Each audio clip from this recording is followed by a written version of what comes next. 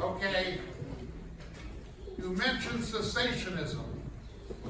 Does the office of apostle still today operate? First of all, classical cessationism does not deal so much with the office gifts of Ephesians. In Ephesians, apostle, prophet, pastor, teacher, evangelist. They mainly apply it to the charismatic gifts in Corinthians. But now I'll answer the specific question: do apostles exist today? There are multiple categories of apostles in Scripture. The Hebrew word for apostle is shaliach, the one who is sent. Shaliach. Remember the pool of Siloam? Jesus healed the blind. The pool of Shiloh, the one who was sent. Okay?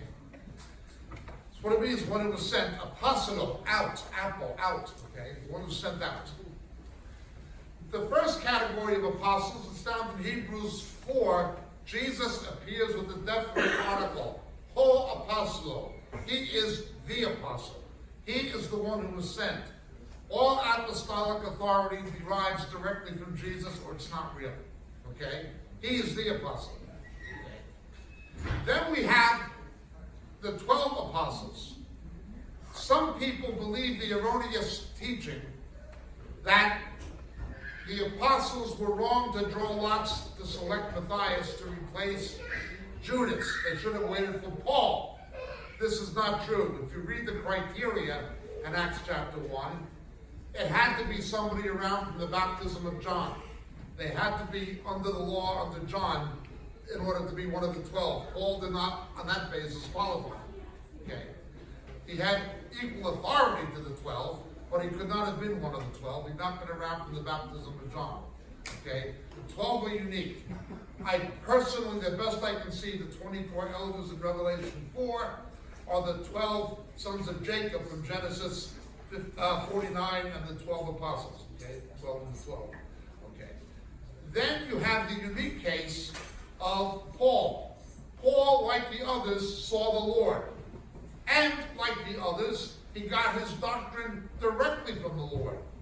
When Paul in 1 Corinthians 11 writes about the Last Supper, it's very mysterious. He says, what I received from the Lord, that I gave unto you. He writes about the Last Supper as if he were present at it, but he was not. Somehow, when Paul was caught up to heaven, that he mentions in Corinthians, and or when he communed with the Lord in Arabia, he disappears for 8 years in the book of Acts, it is reckoned.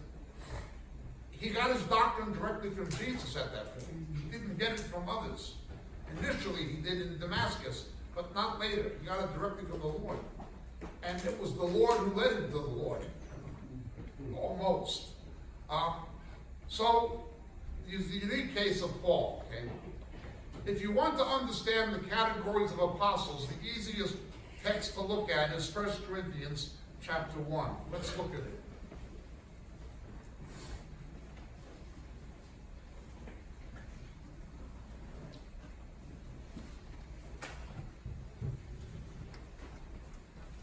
Here Paul is rebuking party spirit, the sin of party spirit.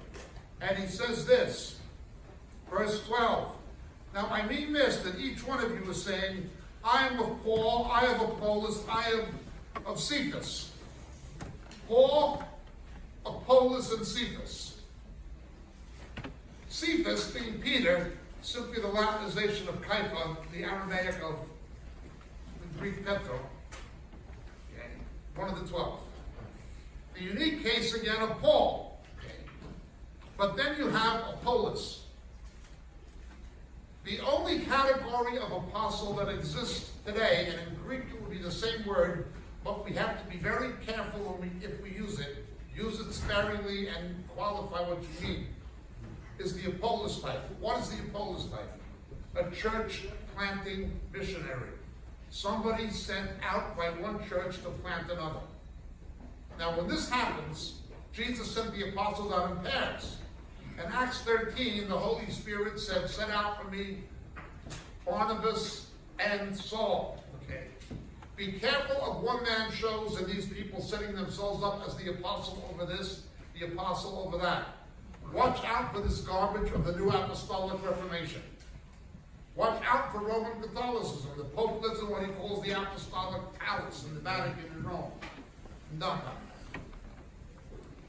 Yes, there are apostles in the sense of church planting missionaries, but not in the sense of Peter, Paul, James, John. The scripture is a doctrinally complete canon. It's a complete canon.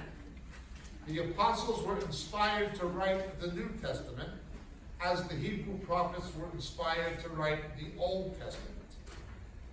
These people did not see the Lord and get their doctrine directly from him.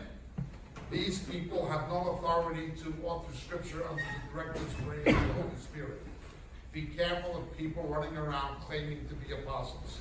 However, grammatically, technically, linguistically, etymologically, a church planting missionary is a category of apostle. You have to be very careful and qualify what you mean if you're going to use that term. Everybody understand? Yes.